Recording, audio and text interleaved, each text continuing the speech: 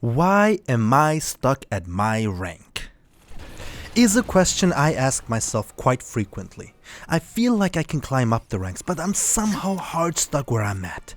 What can I do to get myself out of this hole?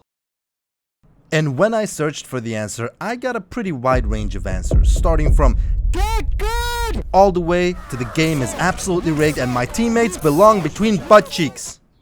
So what's the real answer to why you and I are looking like kids repeating 5th grade for the 6th time? Here's what I found out. You see, prior to this game, hero shooter was not my thing. I played Counter-Strike and Call of Duty. Overwatch was a game that I just didn't touch. But when Marvel Rivals came out, I just had to play some games with my favorite superheroes. But I got hooked. Playing quick play from sunrise to sunrise, dreaming about it from bedtime to game time, and doing it all over again!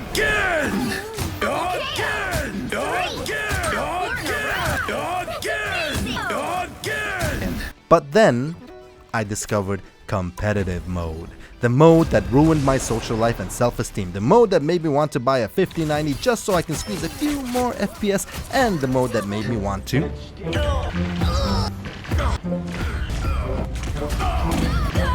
No! Peel my skin off my face. All the time. I just couldn't rank up. I was stuck. I didn't know anything about hero shooters, so I scoured the internet and watched every tutorial video with every little tech for my heroes. And slowly but surely, I started to ascend the ranks. However, at every rank I would get hard stuck and I would have to make a breakthrough leap in my skill and knowledge to rank up. And eventually I did reach GrandMaster. Then Celestial, but GrandMaster was the original promised land, and it felt great. After reaching GM, I decided to create a guide video to help you navigate the climb to higher ranks. A sort of map. The kind of video I wish I had when I first started. From someone who knows firsthand what the struggle is like in the lower ranks. And this is my way of sharing what I've learned to help make that journey a little bit easier.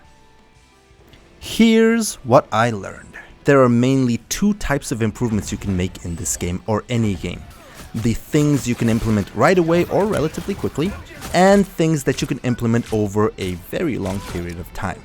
Mechanical skill is something you will have to address at some point, and it will take a long period of time to get better at it. 15 minutes a day of aim training over a long period of time will help a lot at any rank, and the higher you go in rank, the more important it becomes. However, that is not the only thing that's important. We'll be focusing on the things you can implement in a shorter period of time for the most part, rank by rank. First, the most impactful thing that requires 0 skill or knowledge and gives you a really large amount of value in this game, in my opinion, is communication. Coming from a game like Counter-Strike, where communication is practically a requirement, I was surprised by how quiet things are in this game. It's almost like voice chat is an optional DLC nobody downloaded. Hello?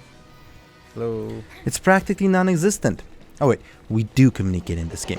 Mostly in the form of flaming your teammates around the time the outcome of the game is already decided and we're losing. I'll admit, I don't always use my mic either, but on the rare occasion that I do, and even better when my teammates do too, something interesting happens. We start to play better. Almost like teamwork actually makes a difference in a team-based hero shooter. Crazy, right? I'm not saying you should chat your teammates' ears off, but having positive communication when it's necessary, like coordinating your ults, will give you a big advantage at every rank, and it requires 0 skill to implement. Also, it is the beginning of the season, and a lot of players from higher ranks are playing with you, and that's okay. Everything I mentioned will still apply. Now, just because I present these tips on a rank-by-rank basis does not mean you can't apply them in other ranks. The way I've ordered them is what I think is a great order, one that will help a lot of players, but it isn't the only way. If you cruise through bronze or silver without the need to implement anything, the advice for bronze and silver can be applied in gold or beyond. Now, let's dive into the ranks. Bronze. I found bronze similar to the Wild West, the rank where anything is possible, where you can make yourself a made man or a woman, or you can absolutely eat dry, dusty dirt all night. We're sparkling new players with the optimistic hope of climbing the ranks, and hard-stuck diamonds who had smurfing their peaches off play shoulder to shoulder to build the underbelly of this wonderful game. You will eventually get by if you continue to try. That being said, here I noticed that the enemies will make mistakes, your team will make mistakes, and you will make mistakes. A lot of them. Being able to identify those mistakes will be key, so any knowledge of how the game is played will be helpful. For me, teamwork and coordination was non-existent in a lot of matches, so playing around that, maybe through the use of friendship and communication, may help, but not always.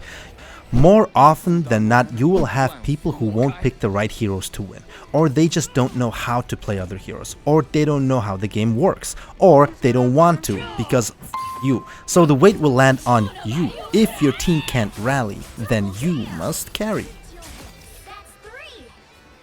I had to learn how to fundamentally play my hero, every element. The more you know how your hero can be played, the bigger the advantage you have over your opponents. Mindlessly diving every engagement with Psylocke is fun until your teammate calls you out on being 0 and 7.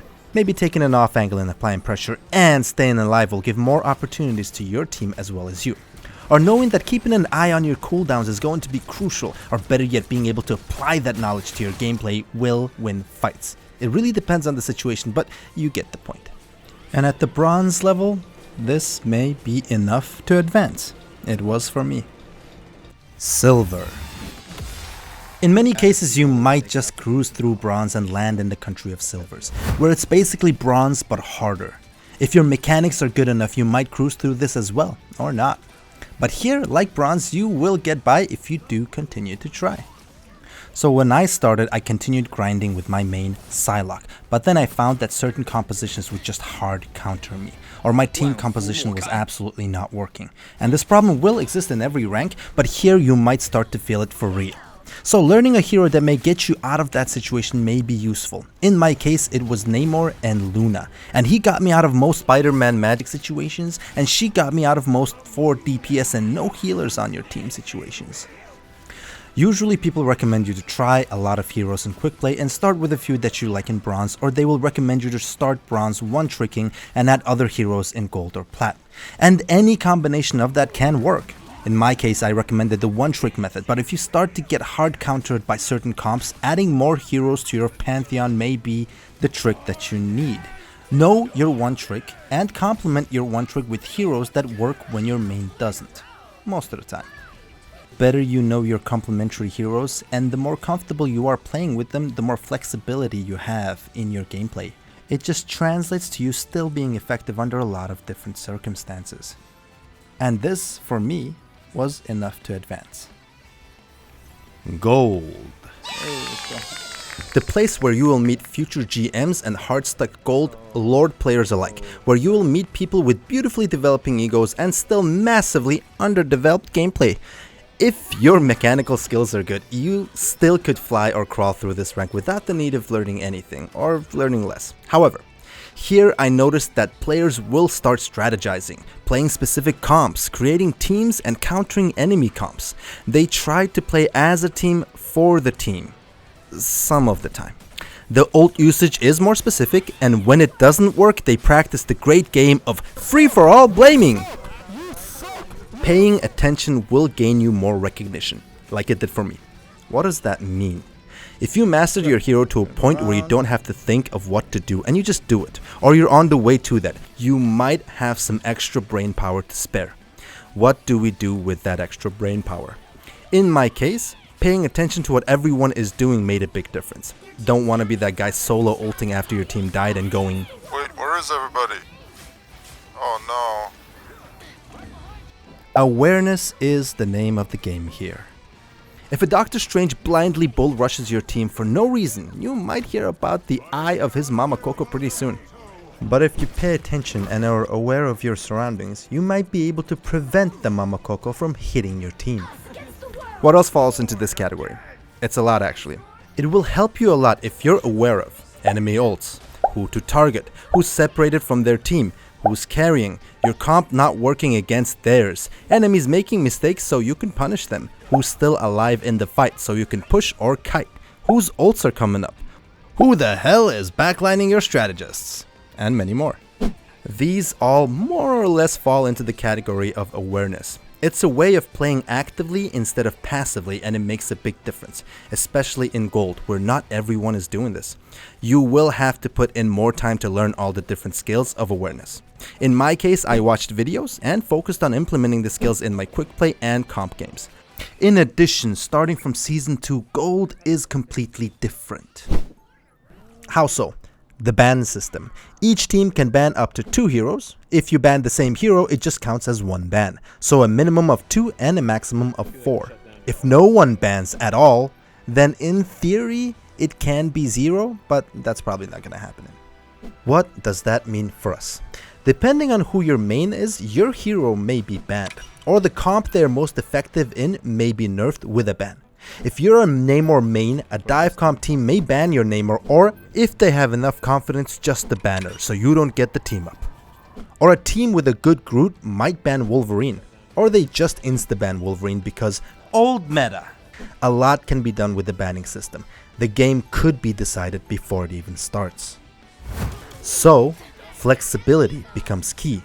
I've lost so many matches because a ban crippled our comp and we couldn't flex and counter. If the enemy team has a Venom, Spider-Man, Wolverine. And here's the thing, how would you counter them? What if they banned Namor? Knowing how to effectively play Bucky, The Thing, Penny, or even Wanda could help peel. Maybe even... we'll see. And if you can't flex, why should your teammates? It's always up to you. If you can, make the change you want to see. Just don't switch to Bucky if you have a total of 15 minutes of game time on him. So slowly but surely, I crawled out of Gold. And you might as well. Platinum. The last of the metal ranks. Here you will find, for the most part, the last of the unbalanced players. What does that mean? Example 1. An aim god Hawkeye who doesn't miss but also doesn't know anything about the game and or doesn't switch because they can't. Example 2. A Bucky Barnes that has the best again in the lobby but goes full silent when a good Hela counters him. Here, balance is the name of the game. Most players have a decent idea of the majority of skills and ways to play this game. It's not polished, but it's there. And here it'll be really hard to cruise through with one thing alone. Still possible, but hard. So you will have to learn a lot more. And working on that mechanical skill will have a big impact. From here on, mechanical skill will be very important. It's not everything, but it will have a higher impact in each ascending rank. So you either start working on it from the very beginning, which is what I recommend, or you really focus on it starting from plat. I'll split everything into 2, inter and intra-personal. Intra-personal is everything that has to do with you. The higher the rank, the more you will feel the sense of everyone, at the minimum, does their job. You could guess with a decent success rate what rank a Namor is by how they place their turrets. And if you add to that mix the different ways they use their bubble, you will have an even higher success rate. In plat, polishing how you play your heroes will go a long way. Focus on things like spacing in relation to your team and the enemy. A Namor that stays with the supports against the enemy Spider-Man will be more valuable than the one that leaves them to mess with the amazing Spider-Man. And in relation to the environment, getting on high ground from an off angle that is hard to counter but relatively easy for your supports to get line of sight on you will make a big difference. The previously mentioned power of awareness is key as well. In Gold you could start to learn it, here you will need to work on it a bit more. Ult management. You don't have to master it, but knowing when to ult is key in a game where the ult turns the tide. Knowing when the enemy Loki uses their regeneration domain might be the difference of you getting the win or getting ridiculed by both your and the enemy team. And there are other things you can implement as well, but these are the more obvious ones. It's tedious, I know, but it's the active style of gameplay that wins games, and from here on, that style of gameplay will give you the advantage. Interpersonal is everything you do in relation to everyone else, starting with flexibility. Since the game is a team-based game, making your team a stronger team is the best course of action. Granted that you can play your go-to heroes equally well, picking the one that will give you the best chance of winning is the way to go. Being able to counter the enemy team will give you a big advantage. And if you can, having a wider range of heroes you can play well will make that advantage even bigger. Supporting your teammates when they need it. With the use of the power of awareness and communication will give you a huge advantage. A Magneto bubble when the enemy Spider-Man dives for your team might be very useful. Or the Thing peeling for their supports when they are offered a cheaper town hall by the enemy double fister will make a big difference as well. Having a good idea on what's the meta and what tactics people are utilizing will also be an advantage. You don't have to be a meta sweat, but knowing what to do against it and how to navigate around it will be really helpful.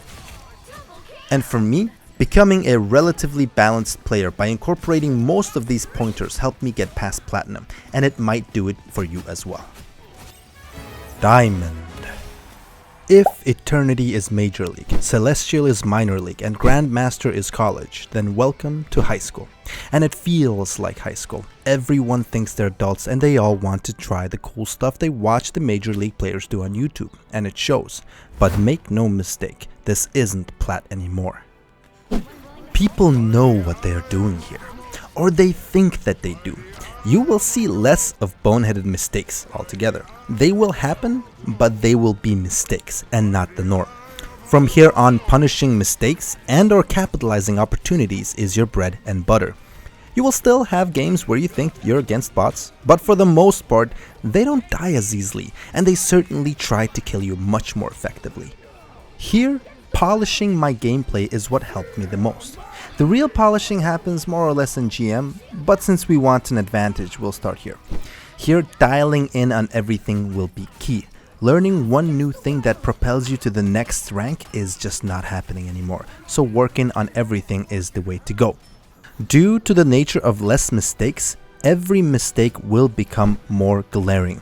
Ults will be very important from now on, and every missed ult will be sorely missed by your team. So, consistency in your gameplay will also make a big difference. So try to focus on improving from game to game and learn from your mistakes, so that you don't repeat them and become a more consistent player.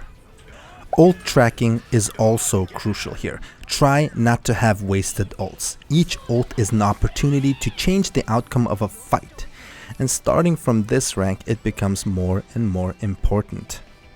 Everything from the previous ranks applies here as well, and they become more and more important. Spacing, awareness, gameplay that is increasingly more balanced and polished, flexing and countering enemy comps, mechanical skills and communication will all play a big role. Work on your mechanical skill. Starting from here, it will play an ever-increasing role in your climb. And above all, be a good teammate. Don't be negative. And after a long time of trying to apply and learn everything, this was enough for me to reach GM, the promised land. The place where the big boys and girls are separated from the rest. Then everyone and their mother got into GM, and now we gotta do it all over again. So the grind continues. Thank you so much for watching this video all the way to the end, maybe even listening to the video. If you liked the video, please leave some comments, hit the like button. If you want to see more, I will be posting a lot more videos in the future. Please hit the subscribe button. That goes a long way. It does take a lot of work to do this and again. And thank you so much. We'll see you on the next one.